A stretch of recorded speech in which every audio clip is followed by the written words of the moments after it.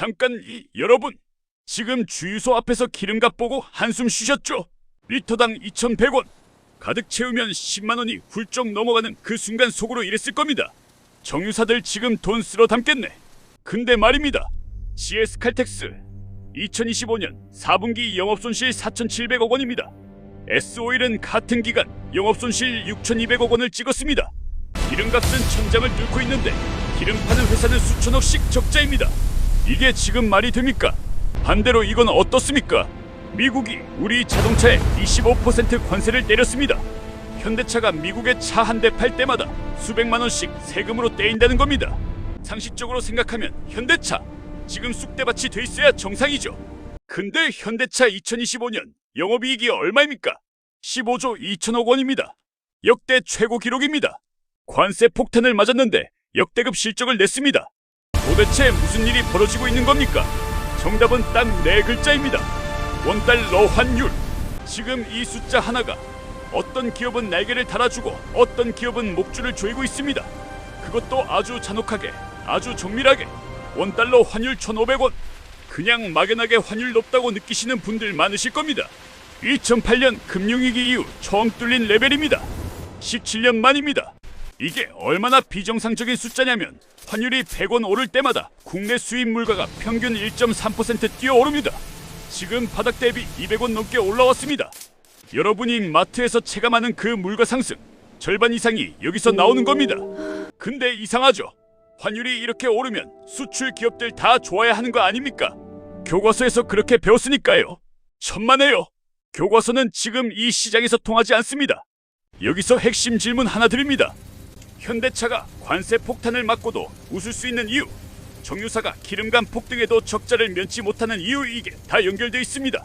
그 연결고리가 뭔지 아십니까? 원가 구조입니다. 현대차는 원화로 만들어서 달러로 팝니다.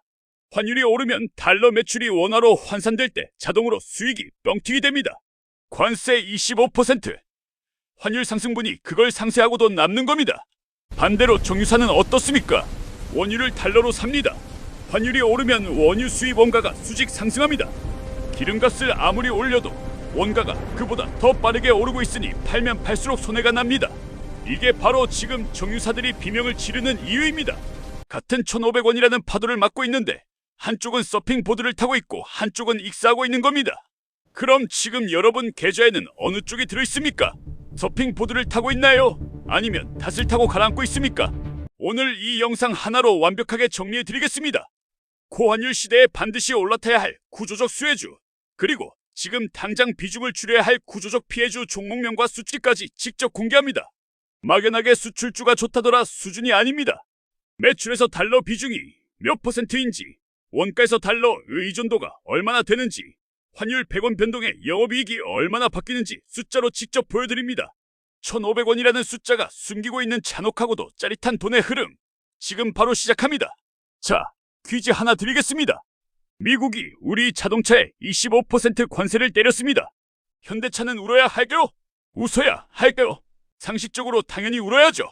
4천만 원짜리 차 팔 때마다 1,000만 원을 미국 정부한테 그냥 갖다 바치는 건데 이게 사업입니까? 헌납입니까? 근데 현대차 지금 울고 있나요? 안 웁니다. 아주 조용히, 아주 느긋하게 웃고 있습니다. 왜인지 지금 바로 보여드리겠습니다. 숫자로 직접 알려드릴게요. 2022년 원달러 환율 1,100원이었습니다. 그때 현대차가 미국에서 소나타 한 대를 4만 달러에 팔면 한국 공장 금고에 들어오는 돈이 얼마입니까? 4,400만 원입니다. 지금 환율 1,500원입니다. 똑같이 4만 달러짜리 소나타 한 대를 팝니다. 금고에 들어오는 돈이 얼마입니까? 6천만 원입니다. 차 한 대에 1,600만 원이 그냥 더 들어옵니다. 차 팔아서 번 게 아닙니다. 환율이 올라서 생긴 돈입니다. 자동으로 앉은 자리에서 이제 관세 계산해 봅시다. 4만 달러짜리 차에 25% 관세면 얼마입니까? 1만 달러. 지금 환율로 1,500만 원입니다. 아프죠? 분명히 아픕니다. 근데 환율로 1,600만 원이 더 들어왔습니다. 1,600만 원 벌고 1,500만 원 뜯겼습니다. 100만 원이 남습니다. 관세 폭탄을 맞았는데 오히려 돈이 남는 구조입니다. 이게 말이 됩니까? 됩니다. 숫자가 그렇게 말하고 있으니까요. 근데 여기서 끝이 아닙니다. 더 중요한 게 있습니다. 현대차가 차를 어디서 만들어서 어디에 팔을까? 한국에서 만들어서 미국에 팝니다. 원화로 인건비 내고 원화로 부품값 치르고 원화로 공장 돌립니다. 그리고 달러로 받습니다. 이게 왜 중요하냐면 원가는 환율이 올라도 그대로인데 매출은 환율이 오르면 자동으로 뻥튀기 되는 구조라는 겁니다. 환율 100원 오를 때마다 현대차 연간 영업이익이 얼마나 늘어나는지 아십니까? 현대차 자체 추산으로 약 3천억 원 증가합니다. 100원에 3천억입니다. 지금 환율이 바닥 대비 400원 올라와 있습니다. 단순 계산으로 환율 효과만 1조 2천억 원입니다. 1년에 자동으로 미국이 관세로 뜯어가는 금액이 아무리 커봤자 이 환율 효과 앞에서는 세 발의 피입니다. 그럼 기아는 어떻습니까? 기아가 더 극단적입니다. 기아는 국내 생산 비중이 현대차보다 더 높습니다. 펠리세이드, 텔루라이드, EV6 전부 한국에서 만들어서 미국으로 보냅니다. 원화 원가, 달러 매출의 구조가 현대차보다 더 순수하게 유지되고 있다는 얘기입니다. 2025년 기아 영업이익 13조 원. 이것도 역대 최고입니다. 관세 폭탄 예고에도 불구하고요. 시장이 기아를 걱정할 때 기아 CFO는 조용히 환율 계산기를 두드리고 있었을 겁니다. 자, 그럼 이 구조가 언제까지 유효할까요? 핵심은 세 가지 조건이 동시에 유지될 때입니다. 첫째, 환율이 1,400원 위에 머물 것. 둘째, 한국 내 생산 비중이 높게 유지될 것. 셋째, 미국 시장 판매량이 받쳐줄 것. 지금 이 세 가지 조건이 전부 맞아떨어져 있습니다. 환율은 당분간 구조적으로 높은 레벨을 유지할 가능성이 큽니다. 미 연준 금리 인하 속도가 예상보다 느리고 한국은행은 경기 부양을 위해 금리를 낮추고 있습니다. 한미 금리 격차가 벌어질수록 원화는 약세를 유지합니다. 이건 단기 이슈가 아닙니다. 구조적 흐름입니다. 그럼 지금 현대차, 기아 주가는 어떻습니까? 현대차 PER 지금 5.2배입니다. 기아는 4.1배입니다. 이게 얼마나 싼 건지 감이 오십니까? 글로벌 완성차 평균 PER이 8배입니다. 토요타가 9배, 테슬라는 60배가 넘습니다. 역대급 실적을 내고 있는 기업이 글로벌 평균의 절반 가격에 저렴하게 팔리고 있는 겁니다. 이걸 저평가라고 부르지 않으면 뭐라고 부를까요? 시장이 관세 리스크를 과도하게 반영한 겁니다. 환율 효과를 제대로 계산하지 않은 겁니다. 바로 이 괴리, 이게 지금 여러분한테 주어진 기회입니다. 정리해볼게요. 25% 관세는 현대차를 죽이지 못했습니다. 오히려 1,500원 환율이 그 관세를 상쇄하고 이익을 늘려주고 있습니다. 원화 원가의 달러 매출이라는 구조적 수혜가 지금 이 고환율 시대의 가장 강력한 무기가 되고 있는 겁니다. 관세를 막고 웃는 기업 그 이유 이제 아셨죠? 다음은 반대편에 있는 정유입니다. 기름값은 치솟는데 왜 정유사는 적자인지 그 잔혹한 숫자 바로 이어서 보여드리겠습니다. 자, 여러분, 기름값 오를 때마다 속으로 이런 생각하셨죠? 저 정유사 놈들 지금 돈 쓸어 담겠다. 맞습니다. 저도 그렇게 생각했습니다. 당연한 거 아닙니까? 기름값이 오르면 기름 파는 회사가 돈을 버는 거, 이건 초등학생도 아는 상식입니다. 근데 말입니다. GS칼텍스 2025년 4분기 영업손실 4,700억 원입니다. S오일 같은 기간 영업손실 6,200억 원입니다. HD현대오일뱅크도 3,100억 원 적자입니다. 주유소 기름값은 리터당 2,100원을 넘어서 사상 최고가를 향해 달려가고 있는데 기름 파는 회사들이 분기에 수천억씩 적자를 내고 있습니다. 이게 지금 대한민국 정유 산업의 현실입니다. 도대체 무슨 일이 벌어지고 있는 겁니까?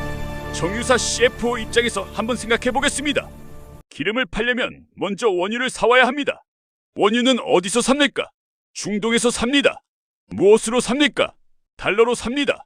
무조건 달러입니다. 원화로 원유 파는 산유국은 이 지구상에 단 한 곳도 없습니다. 자, 여기서부터 계산이 시작됩니다. 환율 1,100원 시절 원유 배럴당 가격이 80달러였다고 칩시다. 그럼 원화로 얼마입니까? 88,000원입니다. 지금 환율 1,500원입니다. 원유 가격이 그대로 80달러라고 해도 원화로 환산하면 12만 원입니다. 같은 기름 한 배럴을 사는데 32,000원이 더 드는 겁니다.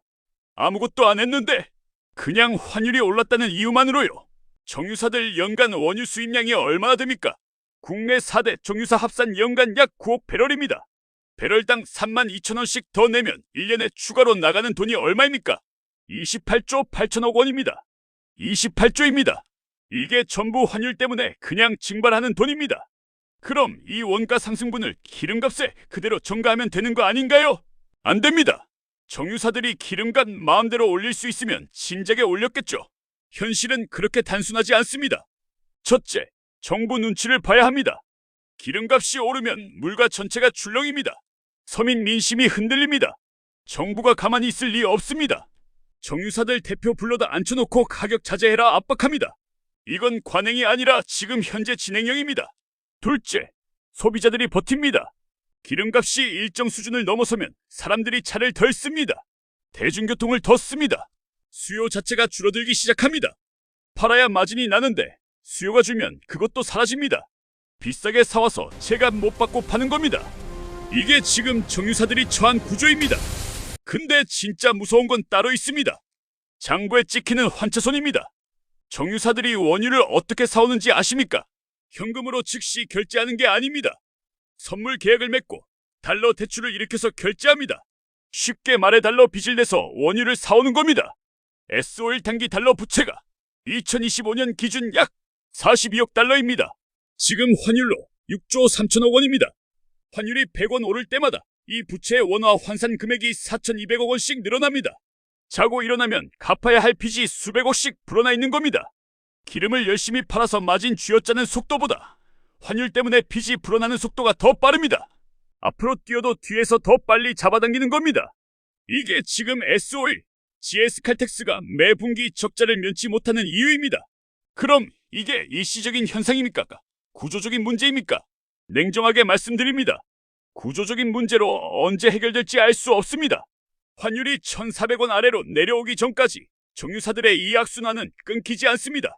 원가는 달러 연동이고 매출은 원화 시장에 묶여있는 이 구조 자체가 고환율 환경에서는 치명적입니다. 2022년 러시아와 우크라이나 전쟁 때 원유가 폭등했을 때도 정유사들 잠깐 웃었습니다. 근데 그때는 환율이 지금처럼 1,500원이 아니었습니다. 지금은 원유값 상승의 환율 충격까지 이중으로 맞고 있는 겁니다. 역대 최악의 조합입니다. 자, 그럼 투자자 입장에서 결론은 뭡니까? 지금 이 고환율이 유지되는 한 정유주는 들어가는 구간이 아닙니다. 기름값 오르니까 정유주 사야지. 이 논리, 지금 이 환율 구조에서는 완전히 틀렸습니다. 오히려 반대입니다. 기름값이 오를수록 원유 수입 원가가 더 빠르게 오르고 환차손은 더 쌓이고 적자는 더 깊어집니다. 현대차는 달러를 받는 사람이고 정유사는 달러를 내야 하는 사람입니다. 이 단순한 차이 하나가 지금 두 산업의 운명을 완전히 갈라놓고 있습니다. 다음은 여러분이 진짜 궁금해하실 겁니다. 그럼 저 자동차 말고 고환율 시대에 또 어떤 업종이 웃고 있고 어떤 업종이 울고 있는지, 그리고 지금 당장 계좌에서 빼야 할 종목과 담아야 할 종목 구체적인 리스트 숨김없이 다음 챕터에서 바로 공개하겠습니다. 자, 오늘 영상 여기까지 보셨으면 이제 한 가지는 확실히 아셨을 겁니다. 환율은 공평하지 않습니다. 1,500원이라는 숫자는 모든 기업한테 똑같이 적용됩니다. 근데 결과는 완전히 다릅니다. 현대차는 관세 폭탄을 맞고도 역대 최고 실적을 냈고 S-오일은 기름값이 사상 최고를 찍는 동안 수천억 적자를 기록했습니다. 같은 환율, 정반대의 운명입니다. 왜 이런 일이 벌어집니까? 돈의 방향이 다르기 때문입니다. 오늘 제가 드린 이야기 딱 한 줄로 압축하겠습니다. 달러를 버는 기업 주식은 사고 달러를 쓰는 기업 주식은 당장 파세요. 이게 전부입니다. 이 공식 하나만 머릿속에 박아두시면 앞으로 환율이 1,600원이 되든 1,700원이 되든 여러분은 흔들리지 않습니다. 근데 여기서 한 가지 더 짚어드려야 할 게 있습니다. 많은 분들이 이 공식을 들으시고 이렇게 생각하십니다. 그럼 수출 기업이면 다 좋은 거 아니야? 아닙니다. 그렇게 단순하지 않아요. 수출 기업이라고 다 같은 수출 기업이 아닙니다. 핵심은 원가 구조입니다. 달러로 팔더라도 원재료를 달러로 사온다면 환율 수혜가 반감됩니다. 반대로 원화로 만들어서 달러로 판다면 환율이 오를수록 마진이 자동으로 뻥튀기 됩니다. 지금 이 기준으로 업종별로 딱 잘라드리겠습니다. 지금 당장 담아야 할 구조적 수혜 업종 3가지. 첫째, 완성차입니다. 현대차, 기아 이미 말씀드렸죠. 원화 원가의 달러 매출. 환율 100원 오를 때마다 현대차 영업이익 3천억, 기아 2,400억 자동 증가. 지금 PER4에서 5배로. 글로벌 최저 수준 저평가. 이게 기회가 아니면 뭘까요? 둘째, 방산입니다. 한화에어로스페이스, LIG 넥스원, 폴란드, 루마니아, 사우디 전부 달러 계약입니다. 무기 수출 계약은 한번 맺으면 10년, 20년 유지됩니다. 환율이 오를수록 수익이 자동으로 늘어나는 구조인데 수주 잔고가 지금 사상 최대입니다. 한화에어로스페이스 수주 잔고만 30조 원을 넘겼습니다. 셋째 게임입니다. 크래프톤, 넷마블. 서버는 한국에 있고 개발비는 원화로 냅니다. 근데 배틀그라운드를 사는 미국인, 유럽인은 달러와 유로로 결제합니다. 콘텐츠는 한 번 만들면 추가, 원가 없이 전 세계에서 달러가 들어옵니다. 환율 수혜가 가장 순수하게 반영되는 구조입니다. 반대로 지금 당장 비중을 줄여야 할 구조적 피해 업종 3가지. 첫째, 정유입니다. 이미 숫자로 보셨죠? 달러 원가의 원화 매출. 환율이 유지되는 한 적자 구조는 바뀌지 않습니다. 둘째, 항공입니다. 대한항공, 아시아나. 항공유를 달러로 삽니다. 항공기 리스비를 달러로 냅니다. 달러 부채가 수조 원입니다. 환율 100원 오를 때마다 대한항공 이자 비용이 수백억씩 늘어납니다. 승객들한테 항공료를 그만큼 올릴 수 있습니까? 못 올립니다. 경쟁이 있으니까요. 셋째, 내수식품입니다. CJ제일제당, 오뚜기, 밀, 대두, 옥수수 전부 달러 수입입니다. 환율이 오르면 원재료 값이 뜁니다. 라면, 식용유 가격을 그만큼 올리면 됩니까? 정부 압박에 소비자, 저항까지 두 겹으로 막혀 있습니다. 마진이 구조적으로 쪼그라들 수밖에 없습니다.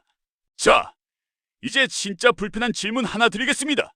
지금 여러분 포트폴리오에 달러를 버는 기업이 많습니까? 달러를 쓰는 기업이 많습니까? 지금 당장 확인해 보십시오. 지금 이 순간 여러분 계좌에서 황금 밧줄을 잡고 있는지 썩은 통화줄을 잡고 있는지 답은 거기에 있습니다. 환율 1,500원 시대는 단순한 경제 위기가 아닙니다. 공부한 투자자와 그렇지 않은 투자자를 가르는 가장 정교한 시험입니다. 오늘 이 영상이 그 시험지에서 여러분이 정답을 고르는데 조금이라도 도움이 됐다면 저는 충분히 만족합니다. 다음 영상 예고 드립니다. 환율이 꺾이기 시작하면 어떻게 됩니까? 지금 달러 수혜주를 갖고 있는 분들 언제 팔아야 합니까? 환율 하락기에 가장 먼저 치고 올라오는 업종은 어딥니까? 환율 사이클의 전환점을 미리 잡는 법 다음 영상에서 바로 공개합니다. 구독하시고 알림 설정해두세요. 이 타이밍 놓치면 수익을 내고도 팔 타이밍을 모르는 최악의 상황이 옵니다. 오늘 도움 되셨다면 좋아요 한 번만 부탁드립니다. 시청해주셔서 감사합니다. 지금까지 경제캠퍼스였습니다.